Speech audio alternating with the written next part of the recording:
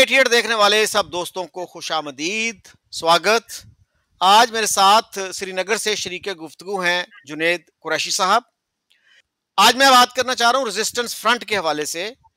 आपने खबर देखी होगी कि अमेरिका ने उसको एक टेररिस्ट ऑर्गेनाइजेशन डिक्लेयर कर दिया है। तो उस पे जो चाइना का रिएक्शन है, उन्होंने मेरे ख्याल में ओपनली तो सपोर्ट उसको नहीं किया, लेकिन उसको क्रिटिसाइज भी नहीं किया। और उन्होंने ये कहा है कि हम टेररिज्म की तमाम शक्लों के we are against all forms of terrorism in the region. तो क्या पाकिस्तान इस इशू पे लगता है आपको कि कुछ आइसोलेट हो गया है?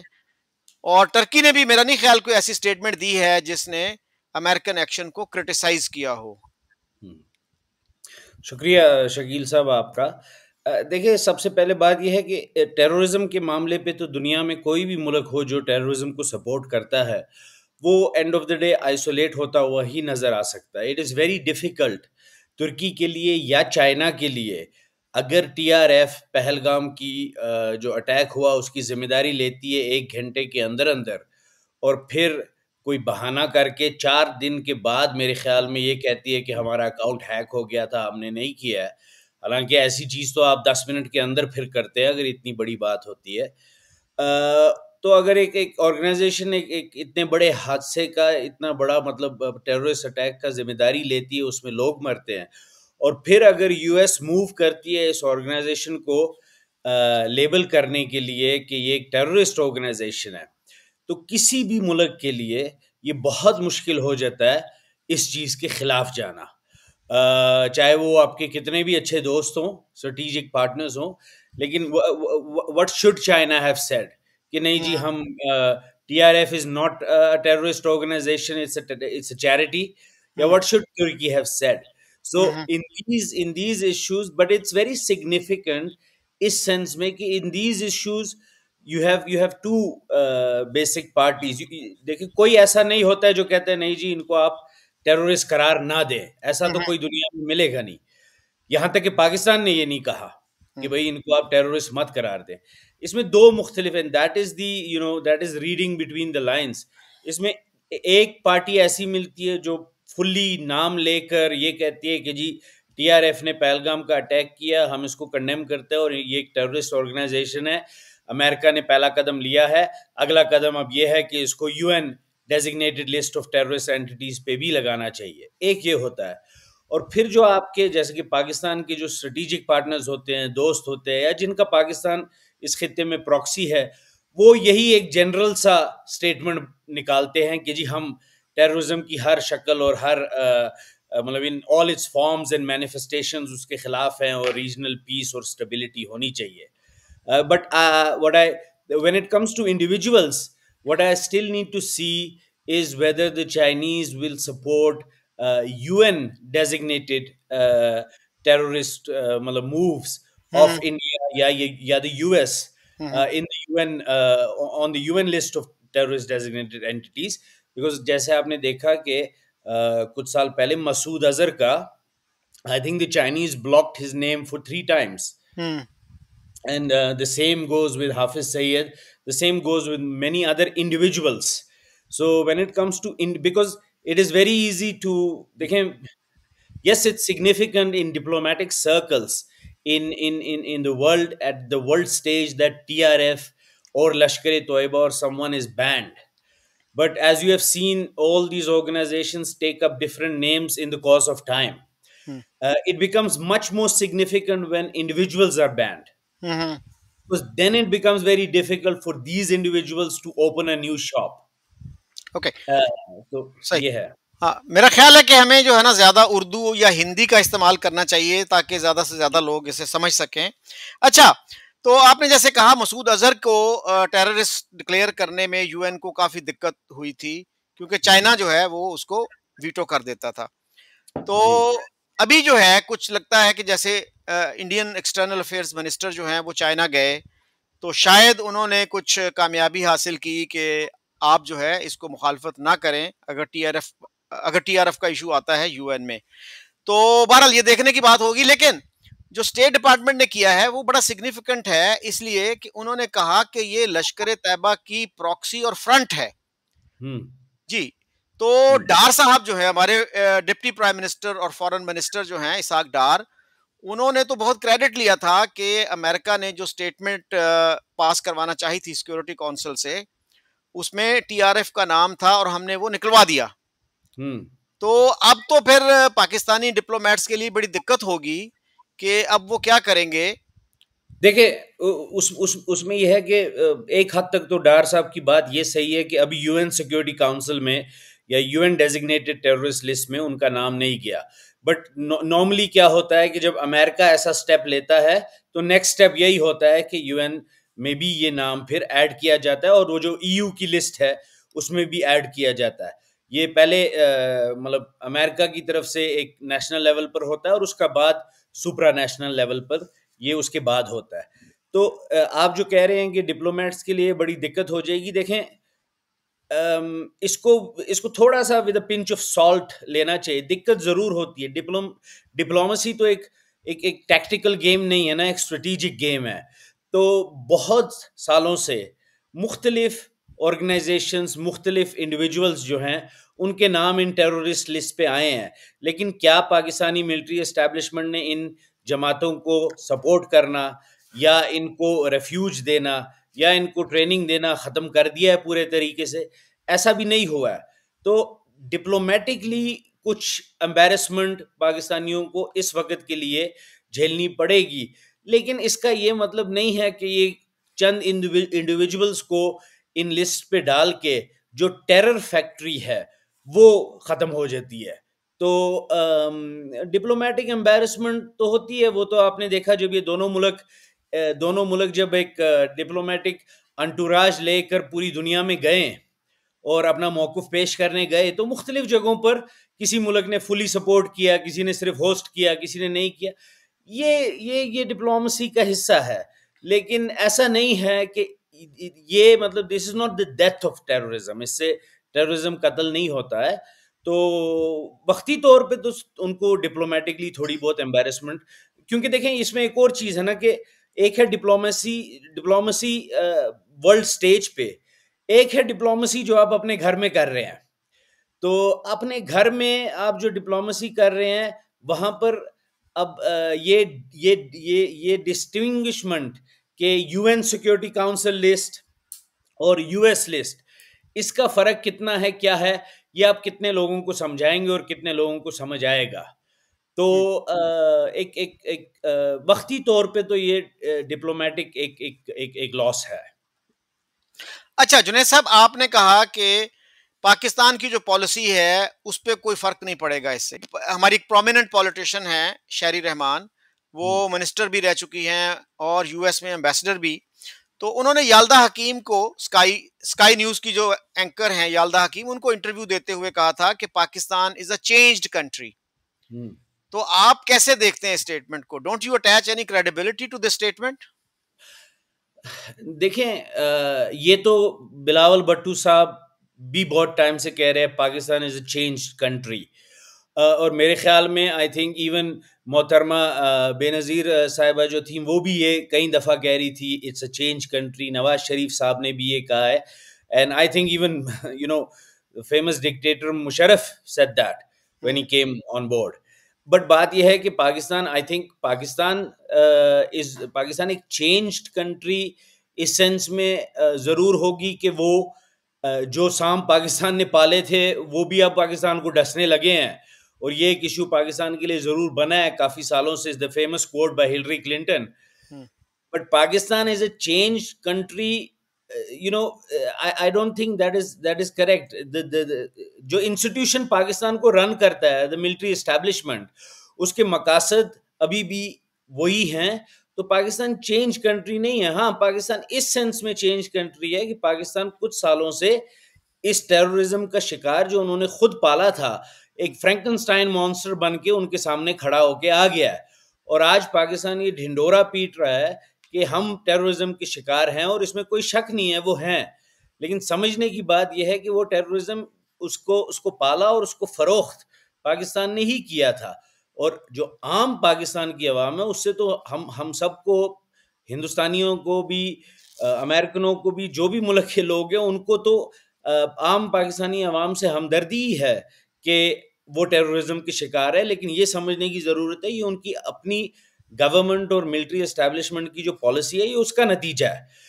तो चेंज कंट्री जब जब शहरी रहमान साहिबा ये कहती हैं या बिलावल भुट्टो से, तो वो साथ में ही ये आर्ग्यूमेंट देते हैं कि जी आप ये देखें हम पे कितने अटैक हुए हैं, हमारे कितने लोग मरे हैं, हम टेररिज्म के कितने बड़े शिकार हैं। तो बात, लेकिन उसका जो अंडरलाइंग मतलब जो अंडर करंट उसका है, उसके पीछे तो यही है ना, ये सारे सांप जो थे ये आप ही ने पाले और इनको दूध भी आप ही ने पिलाया था, और उनमें से अब कुछ ऐसे निकल आए हैं जो आप ही के स्टेट को अटैक करने लगे हैं क्योंकि वो आपकी पॉलिसी से एग्री नहीं करते हैं। तो आज ये कहना कि जी हम मतलब हम चेंज्ड हैं, बिकॉज चेंज का एक और चीज़ है। देखें, पाकिस्तान उन टेररिस्ट को अटैक करती है और उनके साथ लड़ती भी है जो उनके नेशनल सॉवरेंटी को और नेशनल इंटेग्रिटी को जो लगता है कि ये हमारे लिए खतरा है। आप देखें ज़रब अज़ब हुआ, या बलोच जो लोग लड़े हैं, या टीटीपी है, ये मुख्तलिफ जमात के साथ पाकिस्तान आर्मी ने बहुत बड़े बड़े ऑपरेशन किए, लड़ा भी। लेकिन जो लश्कर हैं, जो जैश हैं, जो टीआरएफ्स हैं, ये सारे जो हैं, अब देखें आप अभी आपने जो मिसाल दी, मैं भूल गया ये कहना कि ये कितनी मतलब जो अंडरलाइंग फैक्ट इसका क्या है कि पाकिस्तान का जो डिप्टी प्राइम मिनिस्टर है वो इस बात पे खुश है कि उन्होंने टीआरएफ का नाम यूएन सिक्योरिटी काउंसिल की जो डेजिग्नेटेड टेररिस्ट लिस्ट है उसमें से निकलवा दिया। मतलब स्टेटमेंट, हाँ वो स्टेटमेंट थी जो अमेरिका ने एक्चुअली प्रपोज की थी, हम्म, तो उसमें से उन्होंने नाम निकलवा दिया। टेररिज्म को तो उस स्टेटमेंट में कंडेम किया गया, लेकिन टीआरएफ का नाम जो है ना, वो ठीक, डार लेकिन साहब के बकौल उन्होंने निकलवा दिया। ठीक, लेकिन डार साहब पाकिस्तान के डिप्टी प्राइम मिनिस्टर है, उनका टीआरएफ से लेना देना क्या है? हम्म। वो क्यों टीआरएफ की वकालत कर रहे हैं? वो क्यों इस बात पे खुश हैं?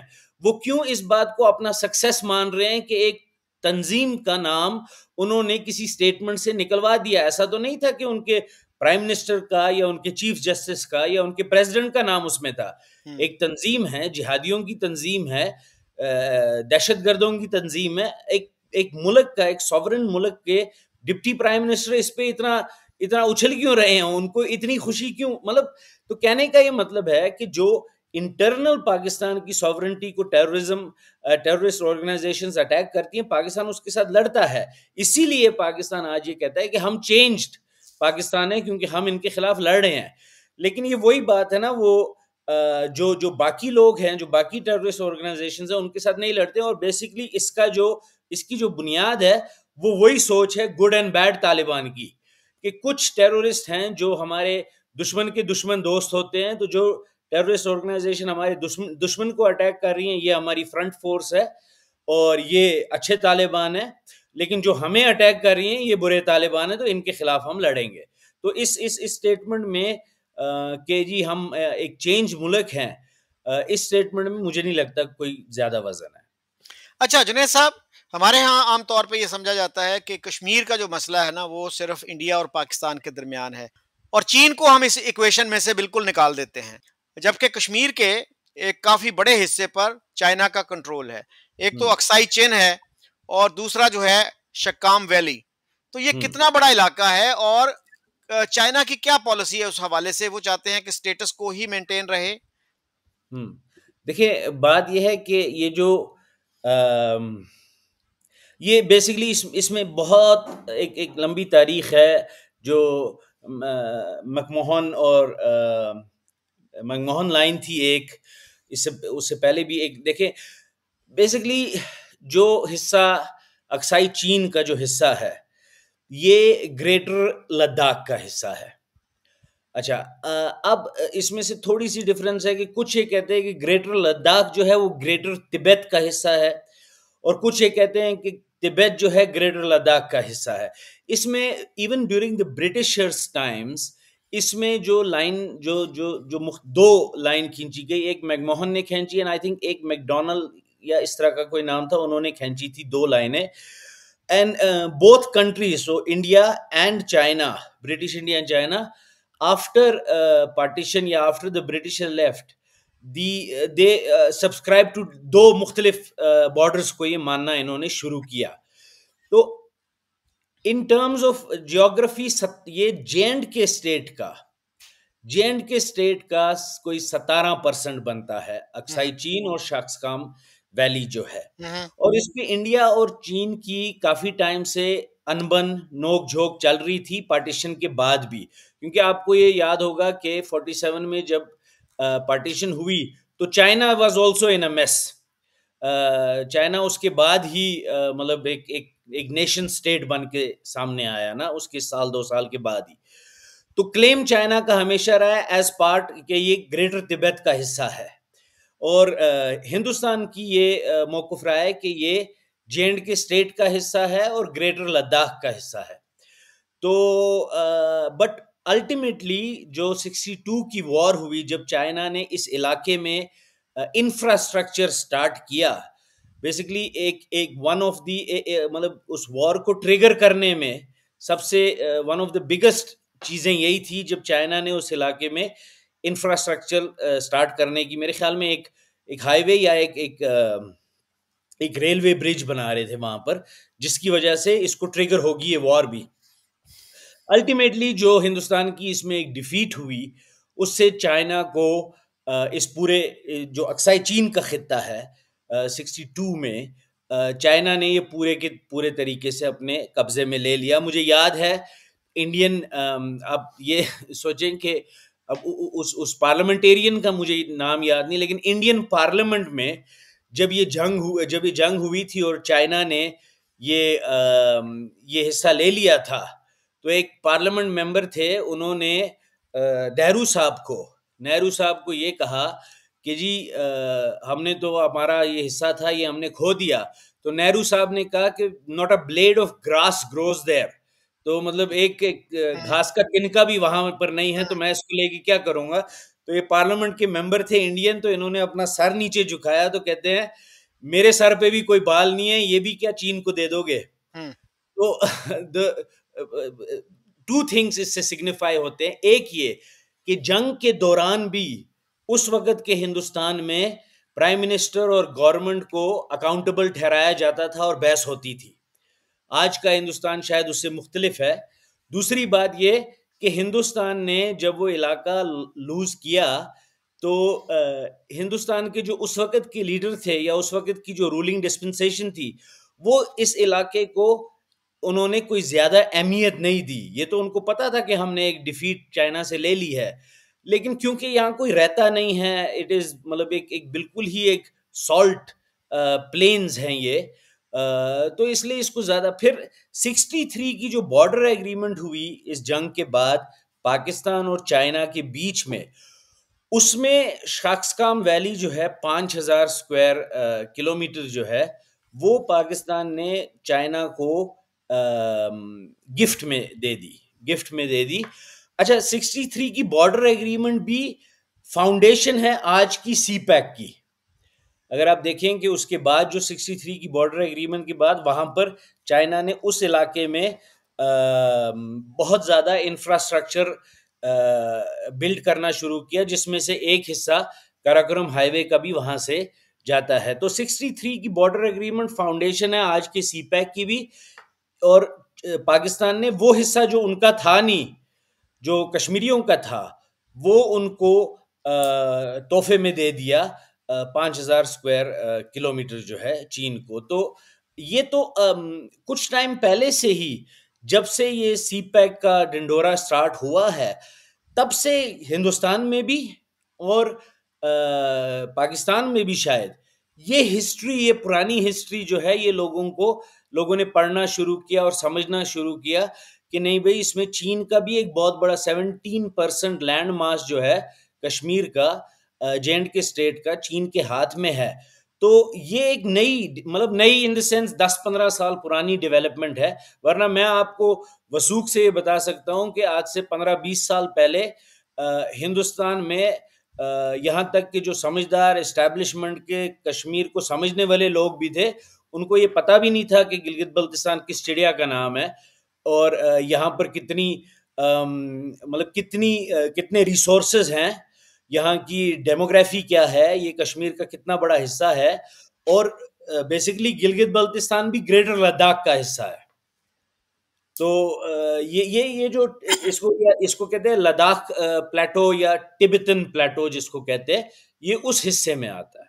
जुनेद साहब, ये जो 63 का एग्रीमेंट है उसके बारे में कहा जाता है कि ये प्रोविजनल है, टेम्परेरी है, और हम्म। उसमें ये लिखा गया है कि till the final resolution to the Kashmir issue, उस वक्त तक वैलिड है। और उसमें क्या पाकिस्तान ने भी कुछ एरिया चाइना से लिया था जो चाइना के कंट्रोल में था, और 62 की जो वार है, आपने कहा कि वो चाइनीज को ब्रिज बना रहे थे या रोड बना रहे थे जिसकी वजह से ये जंग ट्रिगर हुई। कुछ लोग कहते हैं कि इंडिया की जो फॉरवर्ड पॉलिसी थी उसकी वजह से ये जंग ट्रिगर हुई। देखें, पहली बात तो ये कि आप ये कहते हैं फाइनल रेजोल्यूशन तक ये है। देखें, ये बातें लीगल डिस्कोर्स में प्रैक्टिकल नहीं होती हैं। देखिए, मैं एज एज पाकिस्तान एक फाइनल सोल्यूशन, पाकिस्तान ये कहते हैं जी फाइनल सोल्यूशन अभी कश्मीर की बकाया है। इस दौरान पाकिस्तान जो है वो हिस्से जो जम्मू कश्मीर का हिस्सा हैं उठा के या तो चीन को तोहफे में दे देता है, या फिर चीन को लीज पे दे देता है, या फिर चीन को बेच देता है। इस पे डिबेट हो सकती है, लेकिन कहानी समझने की ये है कि चीन जब इस इक्वेशन में घुस जाता है और अपना पैसा लगाता है और अपना इंफ्रास्ट्रक्चर डेवलप, देखें आज सी पैक की मिसाल ले लें आप, 60 बिलियन की बात हो रही थी जब सी पैक बना। आज मेरे ख्याल में आज तो कोट कर रहे हैं 100 सवा 100 बिलियन डॉलर का प्रोजेक्ट सिर्फ सी पैक को कह रहे हैं, बीआरआई की तो बात ही नहीं है। अब एक एक एक इशू है जो मुतनाज़ा है बकोले पाकिस्तान के, बकोले हिंदुस्तान के, तो ये सब हिंदुस्तान का है और पाकिस्तान इसमें एक अग्रेसर है, जो किसी हद तक सही बात भी है। बट पाकिस्तान ये कहते हैं मुतनाज़ा है, इसकी अभी फाइनल सोल्यूशन होनी है। ठीक है, अब पाकिस्तान ये हिस्सा चीन को लीज पे देता है या उनको तोहफे में देता है। चाइना यहां पर अपनी इन्वेस्टमेंट करता है, अपना प्रेजेंस मेंटेन रखता है। तो चाइना जब जब कल को अगर इसका कोई हल निकल भी गया तो फिर यह है कि चाइना की तो यहां पर इन्वेस्टमेंट है, चाइना की यहां पर प्रेजेंस है, चाइना अपना स्टेक क्लेम करेगा और ये कहेगा जी ये मुतनाज़ा जरूर है लेकिन इसमें अब मेरा स्टेक भी शामिल हो चुका है। और जहां तक आप ये कहते हैं ना कि ये ये मुतनाज़ा है, देखें मैं आपको एक छोटी सी मिसाल दे दूं जिसमें इसमें डुप्लिसिटी समझ आती है। देखें, आर्टिकल 257 पाकिस्तानी कॉन्स्टिट्यूशन का, that article defines the relation between Kashmir, Jammu and Kashmir and Pakistan. ठीक है, तो वो आर्टिकल बेसिकली ये कहता है, वर्बटिम मैं कोट नहीं कर सकता हूं बट जो उसकी मेन जिस्ट है वो ये है कि वो ये कहते हैं कि when the people of Jammu and Kashmir decide to accede to the Islamic Republic of Pakistan, then this relationship between Pakistan and the people of Jammu and Kashmir will be decided. इसमें एक लफ्ज बहुत जरूरी है, इसमें मतलब इफ की जगह पहला लफ्ज इस्तेमाल किया गया है व्हेन। पहली बात यह है कि जम्मू कश्मीर के लोगों को यह हक हासिल है यूएन सिक्योरिटी काउंसिल रेजोल्यूशन के तहत कि वो हिंदुस्तान को भी चुन सकते हैं। पाकिस्तान की कॉन्स्टिट्यूशन पहले से ही ये इरादा करके बैठी है कि वो हमें ही चुनेंगे, when they will choose Islamic, not if. तो दूसरी बात यह है कि इसका मतलब यह है कि जब तक वो फैसला कश्मीरी नहीं करते हैं, आप कश्मीर के रिलेटेड किसी किस्म का कोई फैसला, किसी किस्म की कोई चेंजेस नहीं कर सकते हैं। 1970 आपने 63 में चाइना को शाकसाम वैली दे दी, आपने 1974 का इंटरम कॉन्स्टिट्यूशन एक्ट बनाया आज़ाद कश्मीर के लिए, आपने प्रेसिडेंशियल ऑर्डर पास किए गिलगित बल्तिस्तान के लिए, 49 में कराची एग्रीमेंट बनी। तो मतलब आपने आहिस्ता आहिस्ता आहिस्ता आहिस्ता अपनी प्रेजेंस और साथ साथ एक और इंटरनेशनल फोर्स की प्रेजेंस को कश्मीर में शामिल किया। और आज चाइना जो है, लोग तो ये कहते हैं कि China, Pakistan has become a vessel state of China. तो कश्मीर की तो बात ही नहीं है, या गिलगित बल्तिस्तान की तो बात ही नहीं है। जो दूसरी बात आपने की इंडिया, ये भी सच बात है कि उस ब्रिज और व्हाटएवर इट वाज, ब्रिज या हाईवे से पहले India was also trying to reclaim back these ये टेरिटरीज जो अक्साई चीन का हिस्सा हैं, या उस वक्त जो जितना चाइना ने कश्मीर अक्साई चीन का हिस्सा लिया था, India also was moving forward to reclaim these territory back. और उसमें ये कंस्ट्रक्शन भी चल रही थी, और फिर ये ट्रिगर हुआ वॉर का। तो आपकी ये बात बिल्कुल सही है कि ये सिर्फ ट्रिगर चाइनीज इंफ्रास्ट्रक्चर की वजह से नहीं हुआ। हिंदुस्तान भी उस वक्त ऐसी पोजीशंस ले रहा था जिससे वो ये टेरिटरी को रिक्लेम कर सके। जुनेद साहब, आपने 1974 का जो कॉन्स्टिट्यूशन है एजेके का, उसकी बात की। अच्छा, मैंने कहीं ये पढ़ा या किसी ने बताया मुझे कि ये अब्दुल हफीज पीरजादा साहब जो उस वक्त लॉ मिनिस्टर थे पाकिस्तान के, हम्म।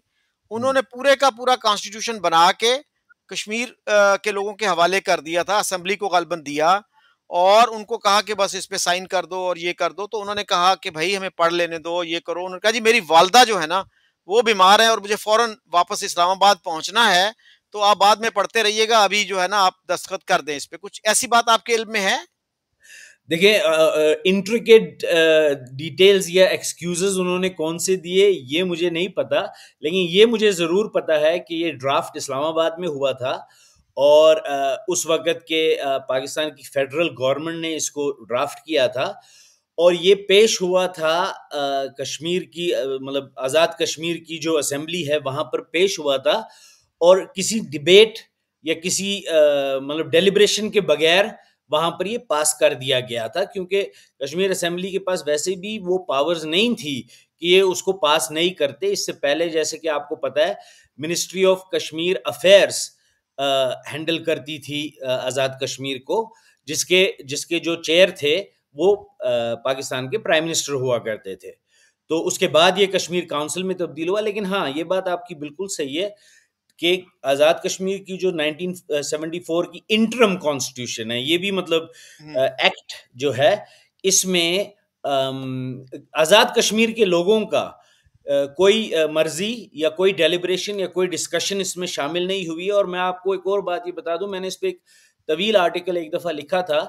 इसमें आज भी कोई 155 मैटर्स ऐसे हैं जिसमें आज़ाद कश्मीर का प्राइम मिनिस्टर, प्रेसिडेंट या असेंबली इंडिपेंडेंटली कोई फैसला नहीं ले सकती है, जिसमें मिसाल के तौर पे ट्रेन टाइमिंग्स को चेंज अगर करना है, उसके लिए भी उनको कश्मीर काउंसिल के through prime minister of Pakistan की दस्तखत चाहिए उस पे। इसी तरह मुख्तलिफ चीज़ें जो मतलब more than 155 matters, from small things like train timings से लेके कॉलेज की टाइमिंग्स या किसी और मतलब छोटी छोटी चीज़ों के लिए भी उनको कश्मीर काउंसिल से इजाज़त लेनी पड़ती है। और जब तक पाकिस्तान के प्राइम मिनिस्टर उस पर हामी ना भरे तो वो कानून लागू नहीं होगा। जुनेद साहब, क्या एजेके में ट्रेन है? आप ट्रेन टाइमिंग्स की बात कर रहे हैं? नहीं, मैं एक कॉन्स्टिट्यूशन में लिखा है। देखें, हाँ। कॉन्स्टिट्यूशन तो एक एक डॉक्यूमेंट है ना जिसमें सारी चीजें लिखी जाती हैं। वहां तो ट्रेन नहीं है, ये मुझे भी पता है, लेकिन बात ये है कि वहां पर ये डिसाइड किया गया कि कौन कौन सी चीजों पे आपका इख्तियार नहीं है। कल को अगर ट्रेन आई तो इन हम्म। चीजों पे आपका इख्तियार नहीं है। तो ये बात आपकी बिल्कुल सही है कि वहां पर ट्रेन नहीं है, तो वहां पर तो मतलब इंफ्रास्ट्रक्चर का बहुत बुरा हाल है। बट कॉन्स्टिट्यूशन में ये लिखा गया है, ये मैं कह रहा हूँ। जी। इंटरनेट का भी मैंने सुना है काफी प्रॉब्लम्स हैं, स्पीड अच्छी नहीं आती वगैरह वगैरह। अच्छा, हम्म। आखिर में जुनेद साहब ये बताइएगा कि इस इक्वेशन को आप 5 साल बाद कैसे देख रहे हैं? 2 साल बाद, 3 साल बाद क्या होगी इंडिया, चाइना, पाकिस्तान? क्योंकि चाइना के मफादात इंडिया के साथ भी जुड़े हुए हैं। इतनी इतनी बड़ी ट्रेड है उनकी, आई थिंक 135 बिलियन डॉलर्स। तो हम्म। उसको भी तो वो सेक्रीफाइस नहीं करना चाहेंगे, तो फिर चाइना के लिए बड़ा टफ बैलेंसिंग एक्ट नहीं होगा ये? आई थिंक चाइना के लिए एक टफ बैलेंसिंग एक्ट जरूर है, लेकिन चाइना को पाकिस्तान की शक्ल में एक प्रॉक्सी मिला है जो इंडिया को डिसबैलेंस या कम से कम इम्बैलेंस करने की कोशिश कर सके। आपने ये भी देखा कि चाइना ने फर्मली अपने पैर जमाए और जमाने की कोशिश भी की है अफगानिस्तान में, जबकि इंडिया के पास भी वो मौका था। बट मुझे लगता है कि इंडिया ने वो मौका लिया नहीं पूरे तरीके से। इस जंग में भी आपने देखा कि आई थिंक क्या कहते हैं, कोई 81% के 82% जो हथियार हैं पाकिस्तान के पास वो चाइना से इंपोर्ट होते हैं। तो दूसरा ये है कि चाइना की जो इशू चल रहे हैं गिलगित बल्तिस्तान में और अरुणाचल प्रदेश में, जो जिसको चिकन्स नेक कहा जाता है, चाइना ने वहाँ सच में इंडिया को गर्दन से पकड़ के रखा हुआ है इस वक्त। बट हाँ, ये बात ज़रूर है जो मैं समझता हूँ कि दोनों मुल्क जंग नहीं करना चाहते हैं। जंग नहीं करना चाहते हैं। हाँ, वेस्ट ये ज़रूर चाहता है कि कि इंडिया चाइना के खिलाफ एक काउंटर बैलेंस प्रूव हो इस खित्ते में। लेकिन हिंदुस्तान वेस्ट को भी समझता है और इतना बेवकूफ़ नहीं है कि वो चाइना के साथ ऑल आउट अपने मसाइल को बढ़ाने की कोशिश करे, क्योंकि उसको पता है कि अगर वो जंग कभी हो गई यहाँ पर, तो ना ही अमेरिकन और ना ही यूरोपियंस यहाँ आके वो जंग लड़ेंगे नहीं इनके लिए। और India will be faced with two face war, western border पे भी और ईस्टर्न बॉर्डर पे भी। तो इंडिया के लिए एक एक चाइना एक थ्रेट जरूर है, और मुझे लगता है इसीलिए इंडिया और चाइना दोनों, देखें चाइना, इसमें ये हमें समझने की जरूरत है, चाइना हमेशा से एक प्रैक्टिकल पावर रही है। चाइना की मेन मतलब जो फॉरेन पॉलिसी है वो है प्रैक्टिकलिटी पे। हम्म। और इंडिया हमेशा से एक स्टेटस को पावर रही है। हम्म। इसमें जो इंसर्जेंट फोर्स जिसको आप कहेंगे या इंसर्जेंट पावर जो रही है वो हमेशा पाकिस्तान रही है।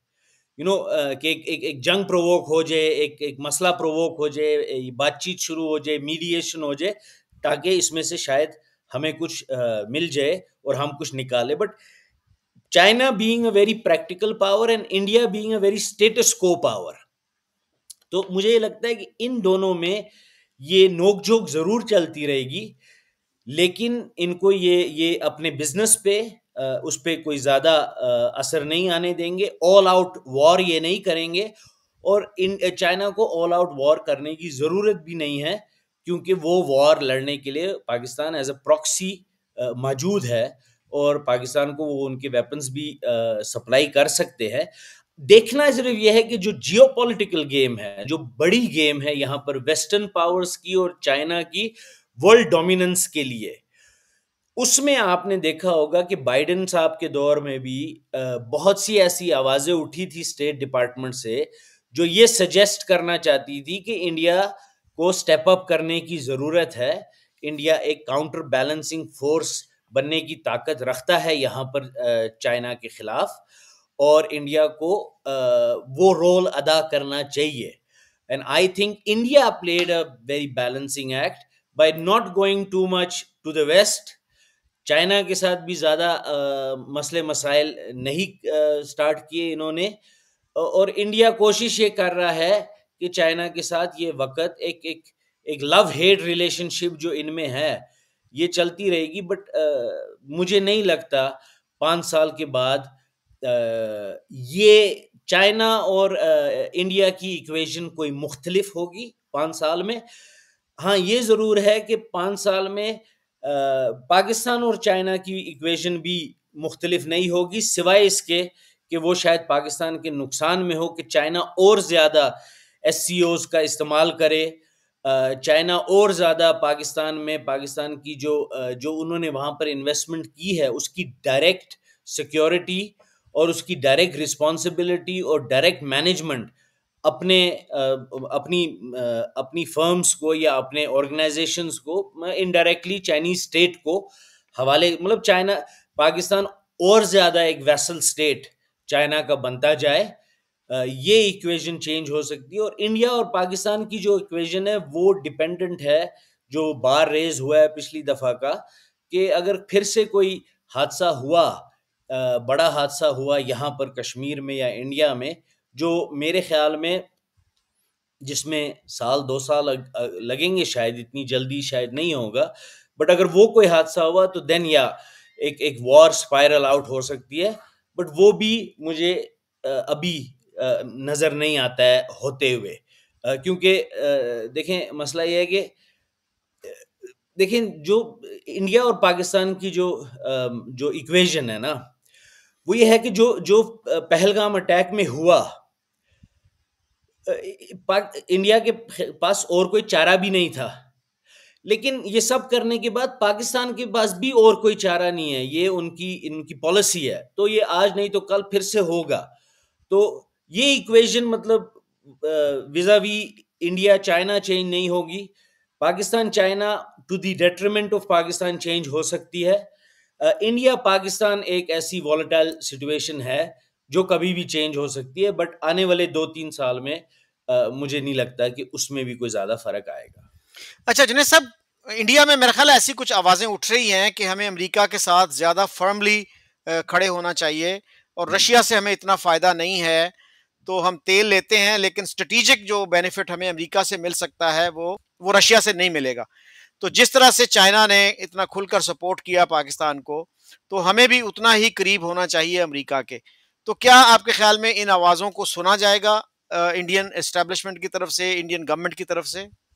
देखिए, ये आवाज़ें आज की नहीं है, ये आवाज़ें कोई 8-10 साल से उठ रही हैं यहाँ भी, और ये आवाज़ें वहाँ अमेरिका में भी उठ रही हैं। अमेरिका में भी जिस तरह की मैंने आपको कहा कि लोग ये चाहते हैं India to take a much firmer stand.